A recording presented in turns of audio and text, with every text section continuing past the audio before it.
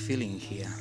Oh, I just fallen in love with this place, to be honest. I mean, to be in the mountains and the fresh air, but to just even look at that view. I mean, such an amazingly inspiring view. You could sit there and just contemplate all day.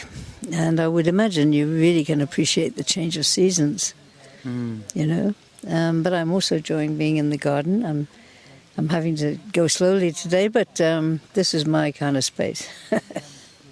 And I'm learning a lot. I've never taken a permaculture course, but I think that's the next job. How you value the importance of that kind of places, you know, to bring the regenerative perspective into, I don't know, education and everything. How you value that? You can't underestimate the importance of projects like this, because people can read about regeneration, but until they see it with their own eyes, when you've taken a piece of land, and I like to use that expression, brought it back to life, it's brought out the fertility, look at the diversity of all the plants. Yeah, that's so important because so many people are disconnected from nature in the cities.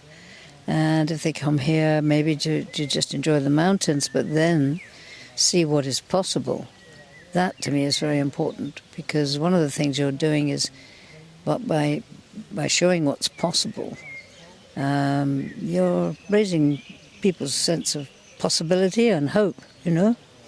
Yeah. Without that, people only get the bad news on the telly. And it's completely different. So it is truly inspirational. Yeah. Great. And you travel a lot, you see all different, do you see that it's really growing, that regeneration perspective? Yes. I mean, not only just in Spain, but I don't like to compare one country to another because I don't see all of a country, but all I can say is that the general interest in organic farming, regenerative farming, for example, is definitely on the increase. There are a lot of young people now who are so depressed by the city. Many of them want to come to a place like this and learn how to do it. So they want a little small piece of land, perhaps, and do, you know. So the interest is there. You know, in a sense, we need that interest to grow even quicker, but I do see a trend upwards.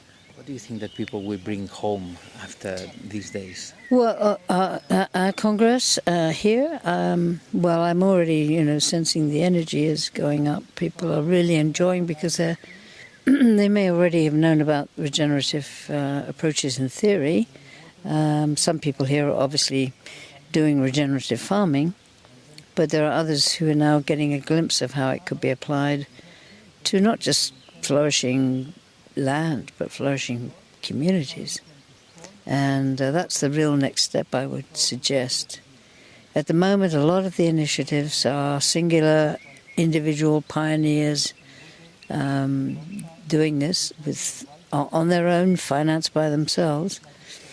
But what we're suggesting here is that if we can get the communities involved as well, so it becomes something the community is proud of and has access to, or are encouraged to do their own gardens. But community support is going to be very important as we go forward. Imagine that here you have, you know, a lot of people, you know, from tourism, which they act as always, they don't care about regeneration.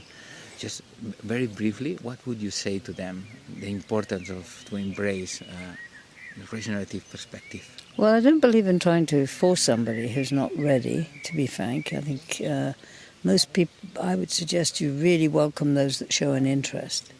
And there are a growing number that are beginning to show interest, partly because their customers, you know, are asking different kinds of questions. Where does the food come from? And some of their neighbor competitors are beginning to grow gardens and create experiences like this. And it's not tied just to vegetable production. We've just seen in the last few days further south 16 regenerative vineyards. And they're doing also such a creative variety of additional experiences for their guests. I mean, one, for example, is located right next to a forest like this, several hundred acres of vineyard, and the birds of prey who live in the forest are helping them keep pests under control. So now they're offering the opportunity for local school children to come with their parents to see those birds of prey. That to me is magical. Another one is turning an olive grove that was pretty dead. I mean, the local farmer said the ground was clean. Well, it was dead. But they've restored that. But his wife is a musician, so they bring people to have picnics and they play the piano right in the fields. And that, in those cases, all these encounters enable them to just gently talk about what's possible. This is a gentle process. And ironically, being that way, it'll actually go faster than if we take a placard up and say, grow your gardens. Okay. Yeah. Okay, thank you very much. Thank you.